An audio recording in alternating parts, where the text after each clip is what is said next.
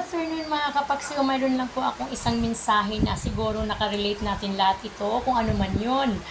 No, tayo isang nanay at ang ating mga anak ay isang maging nanay na rin. At kung sino man yung may mga anak dyan na naging nanay, ay sana ay maunawaan nila ang aking mensahe ito. Alam niyo mga kapaksiw, ang nanay ay nanatiling nanay. Kahit anong problema, kahit anong mga saliranin, kahit anong pagsubok sa buhay, ay hindi kayang ayawan at hindi kayang talikuran at hindi kayang sukuan. Lahat ng nanay ay lumalaban. Yan mga nanay, tulad ko, tulad sa iba, kung sino yung mga nanay na nagkaisa sa mga prinsipyo, na may prinsipyong ganito, ay saludo ako sa inyo. Alam niyo mga kapaksiw, mayroon mga anak, hindi natin nila lahat kasi tayo ay naging anak din. May mga magulang din tayo. At tayo ay nagkaroon din ng mga anak.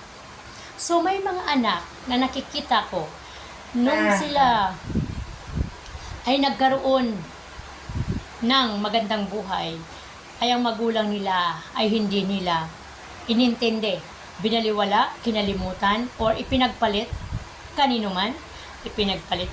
Kung babae ka man, mayroong babae na ipinagpalit ka sa boyfriend, may babae ipinagpalit ka sa asawa, mayroon ding lalaki ipinagpalit ka sa babae at sa girlfriend, mayroon din lalaking anak na ipinagpalit ka man sa kahit anong mga bagay or mga bisyo. Kaya mga kapaksiw, no, ang hirap na maging isang nanay. Pero sana naman yung mga nanay, no, huwag tayong sumurinder sa lahat ng hamon ng buhay. Alam niyo mga kapaksiw, na-encounter ko talaga. Ang isang bagay na hindi ka nais-nais na dapat ay mangyari sa tao at sa anak o at sa magulang ay yung ibinaliwala mo yung magulang nung kasagsagang mayroon ka. Nung ikaw nagkaroon ng mabigat na problema, bumalik ka sa magulang mo. Nung ikaw nagkaroon ng mabigat na problema, naalala mo yung magulang mo, naisip mo kung saan ang magulang mo, lahat sila ay naalala mo. Yes, yun ang bawal, di ba? Bawal yan sana, kaya lang hindi natin iniiwasan yan. Kasi iba-iba ang prinsipyo ng mga tao. Kaya doon sa mga anak na walang mga respeto, walang galang, walang pagmamahal, or pinagpalit sa mga kung sino man or kanino man, sana wag niyong gawin yan sa magulang niyo. Dahil pagdating ng panahon, kayo ay magkaroon ng mabigat na problema, babalik at babalik din kayo sa pinanggalingan niyo.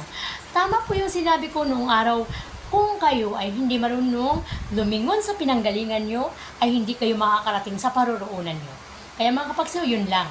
Kaya be wise lang tayo mga kapaksiw, walang susuko sa lahat ng hamon ng buhay. Sa mga batang walang respeto sa magulang, sana maunawaan ninyo ang mensahe ko dito at magbigay galang at magbigay sa inyo ng aral sa lahat ng mga panahon. Dahil tayo ay tao lang. Minsan nagkakamali, ha?